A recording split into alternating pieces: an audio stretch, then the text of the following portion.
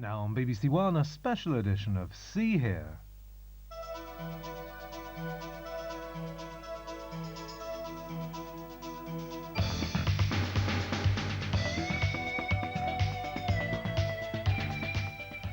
As you can see, we're all getting ready for a party. We're here to celebrate a unique achievement. And I brought my own bottle, which is a bottle of memories. Memories of one individual whose life we are about to review. I've worked with this person many times, and we've always had a good relationship. He's a good team worker and communicator. Most of my signing that I've learnt from simply watching. What can you say about someone with such sex appeal and charisma? Wow. Now, our guest of honour knows that there's going to be a party, but doesn't know that it's going to be televised. What's more, our guest has a little work to do first.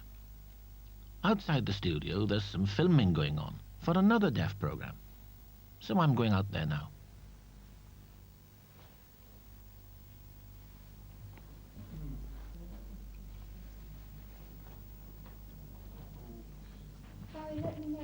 Yeah, okay.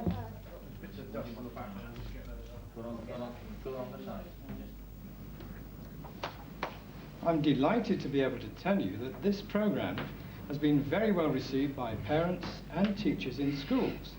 However, Can I just interrupt a minute? This is a bottle of Right, memories. Mason, I knew there was something happening. Thank you, John. Well done. Thank you. It's a bit warm, isn't it? Shouldn't it be cold? Thanks But very much. read What's it this? very carefully. It says, "This is your life." It's true.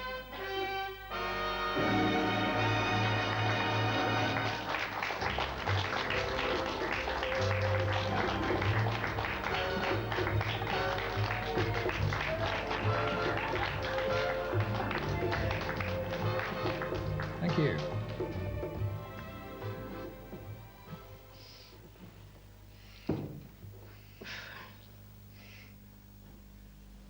Now, Clive, you were born in July 1953? Wrong?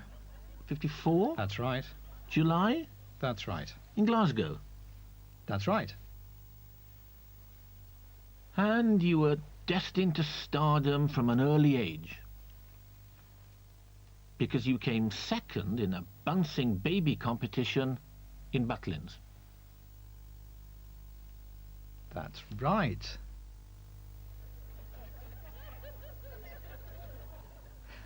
Oh dear. Now, your parents and the rest of your family were hearing. Sign language was not part of your early life, and you were sent to a boarding school where BSL was not used. Did you enjoy it? Well, I do remember I was 5 years old, and we arrived at the school. I was with my parents, and I didn't know why we were going there, because we didn't have much communication. There wasn't very much language between us, and it was a bit of a shock when I got there. All these kids were signing, and I looked around and got such a shock.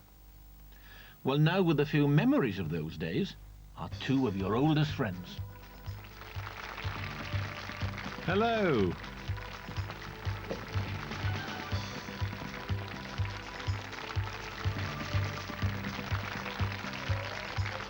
Hello. I remember when we first met. We were both 7, but you'd arrived at the school before me, when you were 5, but I'd gone to another school. Then we met, and you were interested in the fact that I signed, so we became good friends and grew up together. Luckily, our beds were next to each other, and we did so many things together. We both loved stories about things like fighter planes and wanted to fly them when we grew up. We were both mad on cars, racing cars, and Jim Clark. That's right, Jim Clark, yes. I remember that your parents lived a long way away in Dunoon, although your grandmother lived in Glasgow, and you didn't go home often, so I started inviting you to go home with me. This became a regular thing, And we actually grew up like brothers. Remember the holidays that we used to go on? Youth hosteling, walking, camping, skiing and all sorts. That's right. Later I went off to America, and you carried on with your career. But when I came back we were still close. We really did everything together. Well, I've got lots of stories. I'd better hand over now. Thanks.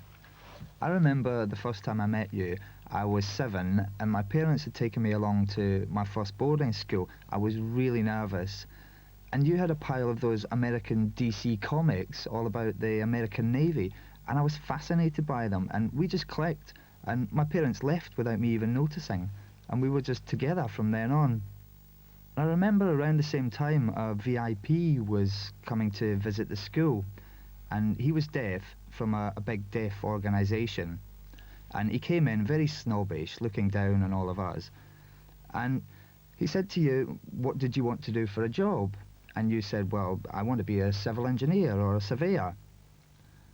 And he said, nah, you can't do that. Come on, how do you spell bridge? And you replied, B-R-I-D-G-E. And he said, no, do it again, sign it. And you just finger spelled it back at him. And he said, no, I think you'd be better off as a dustman or a road sweeper. That's right, that's true, I remember. I remember it was awful. Well, I'm glad that you showed them. Thank you.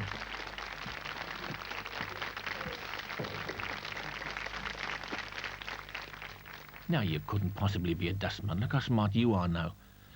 Anyway, when you left school, you started work as an apprentice toolmaker in Chrysler's car factory? No, actually. I've served my apprenticeship in Greenock with a firm called John Hasty.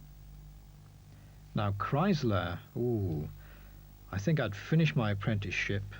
So, yeah, Chrysler came later. But it wasn't all work, was it? The Deaf Club in Paisley became a welcome retreat, and you were soon the secretary of the club. And here now are some memories of Paisley.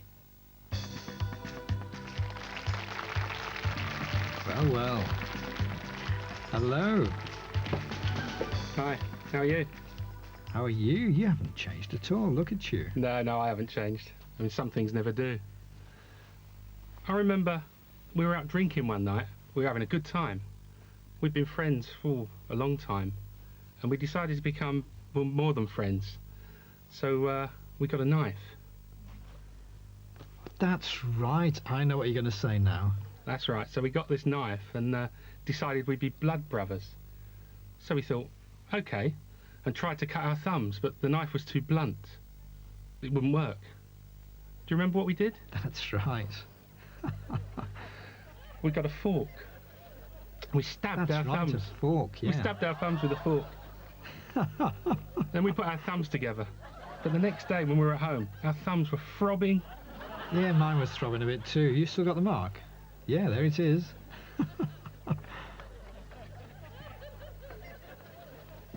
Great to see you. Good to see Tell you. me, what did you call him back then? Oh, Viking.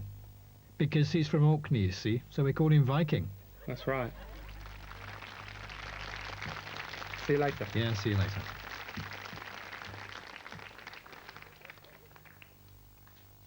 Right, well, you were now clearly part of the Scottish deaf community, and time spent with friends was very important to you. When you weren't working, you were pursuing many outdoor activities. So here now are some memories of the Glasgow Outdoor Club and the British Deaf Ski Club.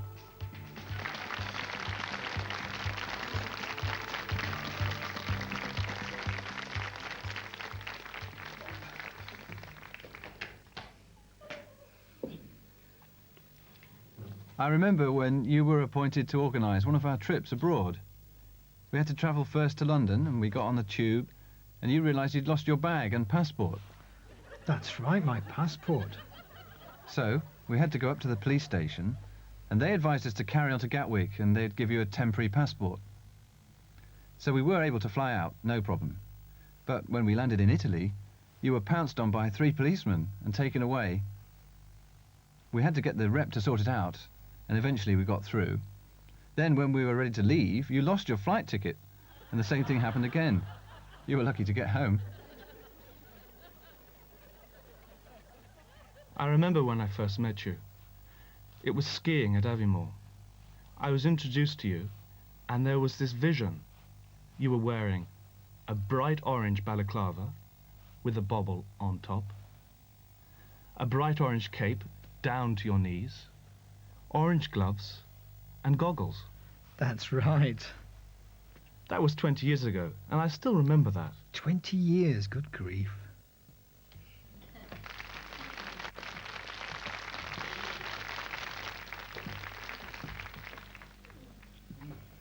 We now enter an important phase which had a great effect on your future. Around 1980, you started taking a great interest in BSL and helped with some research at Murray House in Edinburgh. In 1982, you recorded a video. Let's have a look at it.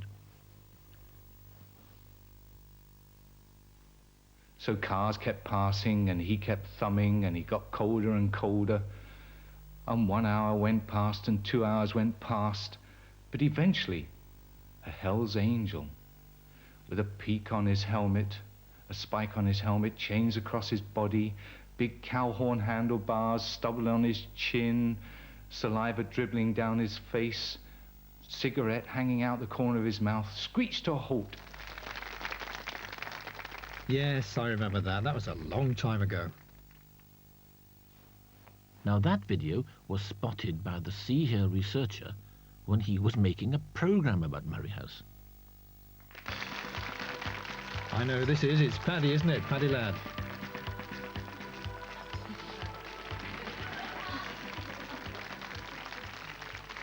Nice to see you. Oh yes, that video had a huge impact on me. I remember when I'd gone up there and we were going to be filming and talking about BSL, and then you popped up on the screen and I thought, that's it, that's the one. And I remember that you were doing this in a really cheeky way with the fag blowing in the wind, and it really had an impact on me. And I also felt, when I researched into your background, it turned out you were a socialist, and that was important to us, because we wanted somebody who would actually be a campaigner for deaf people, not somebody who think they could sit in the BBC having an easy life, and we got you. You still playing the bongos? Oh yeah, but I wish I had time to talk about your cheeky stories and videos, but time's short. That's right, but I do remember I was in Newcastle at a meeting about BSL, a conference, and you kept coming up to me and asking me loads of questions, and I thought, what's he up to? And then later I got this job at the BBC with See Here, so I think it's thanks to you, Paddy. Oh, bless you.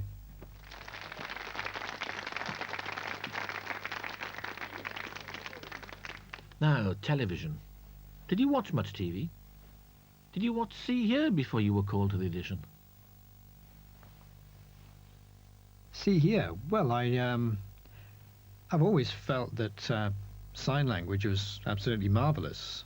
And then I found that See Here was coming on, so I watched it to see what it was about. And at that time it was Martin Colville and Maggie Woolley, and they were both strongly using sign-supporting English. But I thought that was great, because it was a breakthrough. And it was thanks to the National Union of the Deaf and the Open Door programme and their campaign that we got this, and I was with it right from the beginning. And then when I started my job here and I saw Maggie, well, wow, this star, you know, it was just fantastic, I remember. And then we changed places and I understood how she felt. So, here to tell us how that audition went is the senior producer of the time. Right. Hello. How are you? You've had all your hair cut off, Charles. I have to thank you for the craziest interview that I think has ever been recorded by the BBC. Do you remember the rhubarb? Yes, what a he was too, that's right. Yes, that really was difficult. You'd taken absolutely everything we could throw at you, and I thought, I'm going to catch this guy out somehow. So with no warning at all, I said, interview me about my rhubarb. And he said, is it deaf? And the interview just carried on from there, completely crazy. Yes, I do remember we met for the audition, and we were ready to do it. And I asked you what was the interview going to be about, and you wouldn't tell me. You kept it quiet. And I thought, oh dear. And then it came up about rhubarb, and I thought, my God, how on earth do I ask questions about rhubarb? How do I do this? But we got through it. It really was a difficult interview. When it was over, my back was so tense, it was terrible. I never had another experience like it. Thanks, Charles.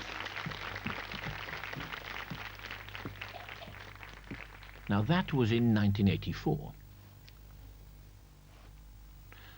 After that, you worked very closely with one See Here producer for nearly 10 years. That's right, it's Eddie, isn't it? Eddie. Yes, but working with you 10 years. Oh, it's a long time. Remember some of the best times that we had was for our Christmas programs. Remember many of them. One special time, Problems. Remember you and Sarah Scott? These beautiful lovers. Beautiful. They were sitting down eye to eye. That's right. Music was playing. Mist on the floor. Sitting on a bench, singing. Time you had to dance. Problem. Recently that day, they painted the floor. And the dry ice and the paint mixed together became glue. Possible to stand. Both of us beautiful. Stood up to dance. Only way around the problem was on your feet you had to put plastic bags. Really romantic, both of them. Plastic. You couldn't see because of the mist. Really, Clive, I think Clive's greatest strength is his communication with the hearing. Because not only See Here, but you worked on other hearing programs, and it's really because of that communication skill that you have of sort of raising awareness amongst the hearing through communication. You've got many hearing friends, and I'm very lucky. I'm one of those friends. Lucky.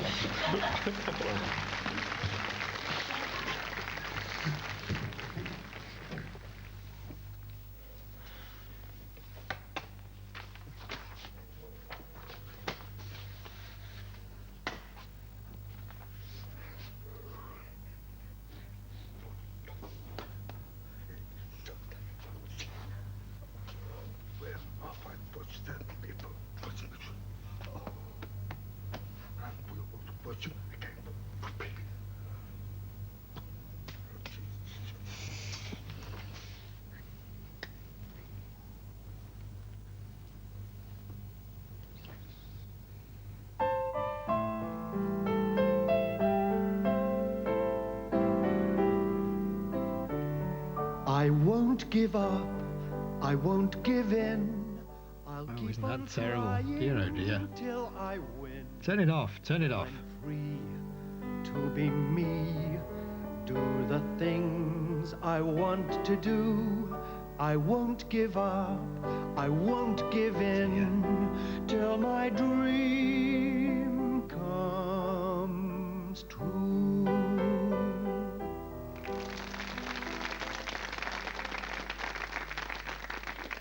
Terrible, isn't it? Can't believe it.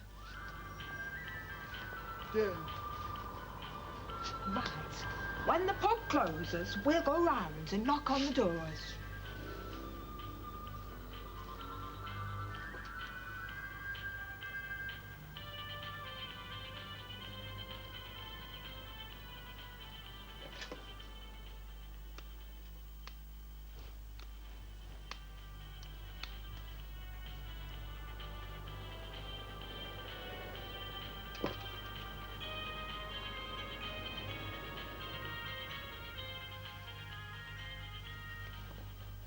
That one, yeah.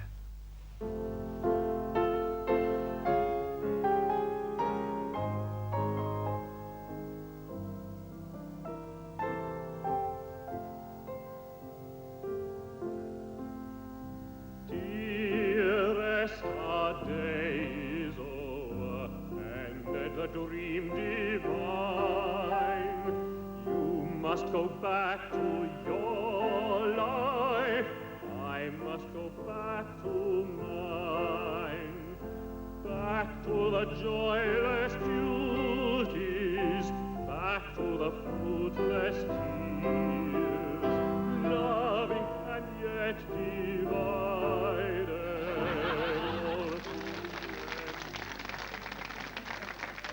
For goodness sake.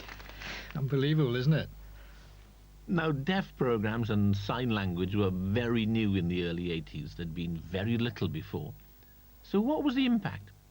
Here's your co-presenter from those early days.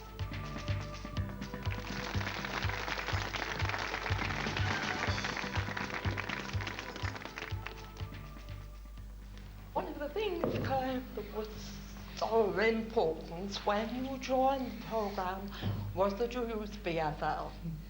It had enormous impact on the people watching the programme. It was their language. And we have proof that BFL was equal of English and any other language. We saw you interviewing government ministers, film stars, everybody. Deaf people had their own star using BFL. But also an enormous impact on hearing people. They all fell in love with it.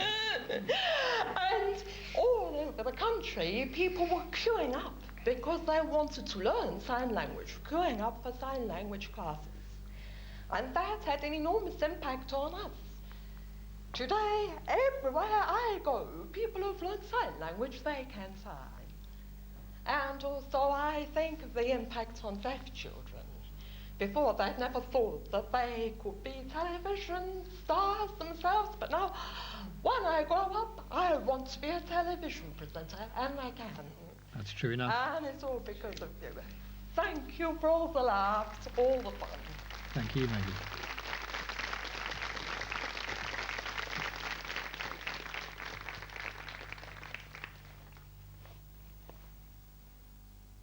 So, Clive, here you were on national television, the first regular, profoundly deaf presenter who didn't speak. But somebody had to be your voice. And so for the next 10 years, See Here had a double act as famous as Laurel and Hardy, Morecambe and Wise. It was, of course, Mason and Lee. Oh, a Merry Christmas, Bob. A merrier Christmas, Bob, than I've given you for many, many a year. Things have changed. I'm going to raise your salary and help your family. And we will discuss your affairs over a bowl of hot punch this afternoon. Well, well, here he is. Here comes trouble. How are you? Oh, sit down. I'm very well. Well, we worked together for 10 years. It's a long time. That's a quarter of my life, nearly. That's more time than I've been with my wife. She was fed up hearing about Clive Mason, poor thing. Maybe she was jealous. You and I travelled the world together, but the place I remember the best was in Mexico. That's right. Wow. Do you remember this sign? Yeah, that's it. The Mayan Indian village. When we arrived, everyone was signing, hearing and deaf. It made no difference. Everybody we met could sign, and we could communicate with them all. You couldn't tell if they were hearing or deaf. I remember you were to interview one old man. So there you were, doing the interview, asking him how he built his hut, and he explained in detail the work involved and how he did it. The interview lasted about an hour. Questions and answers back and forth. Great! And we got it all on film. Lovely. Then, when it was finished, he turned and spoke to someone. That's right, I was shocked. You asked me if he was hearing. I said yes, and you were floored. You couldn't believe it. It was like being at home for you. But in fact, the Indian village was easy for you. Back here, your communication skills are just amazing. You make it easy for hearing people with your skills. Of all the people on TV, the best communicator has to be Clive Mason. Congratulations on tonight. Thank you.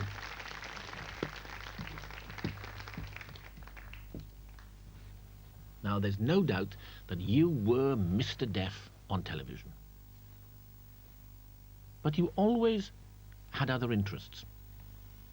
Paddy Ladd's already mentioned your socialist beliefs, which developed throughout your working life. So here's another memory of an important event in 1990. The TUC, the first delegate to take part using BSL.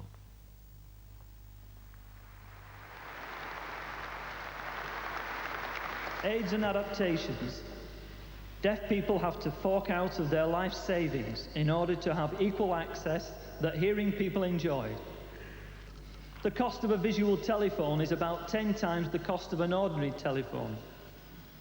In Japan, Sweden, Denmark, Russia, they provide such equipment on a large scale free for deaf people.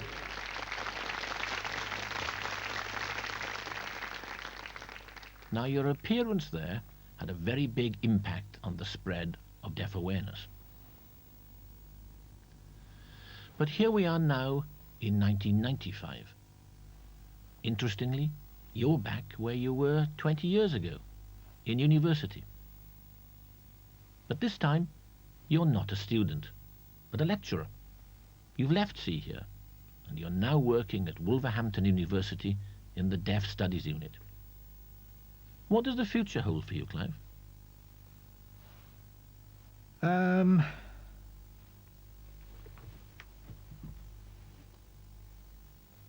Well, what do I hope for the future doesn't come into it. I know what's going to happen.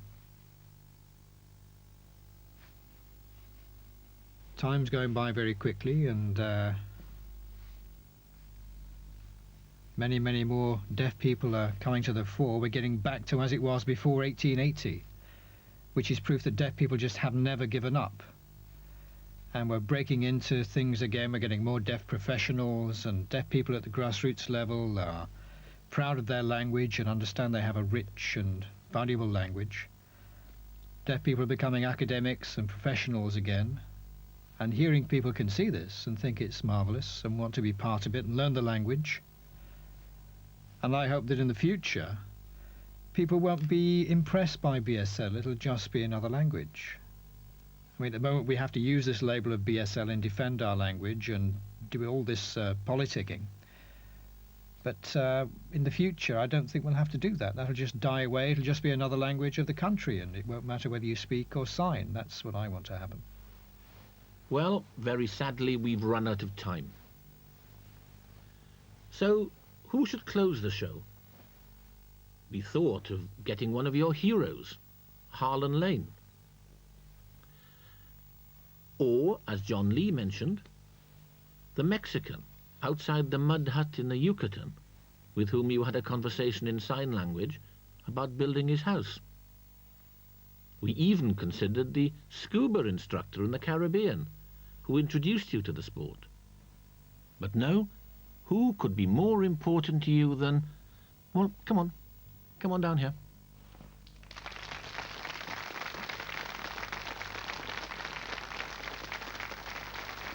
Oh, wow.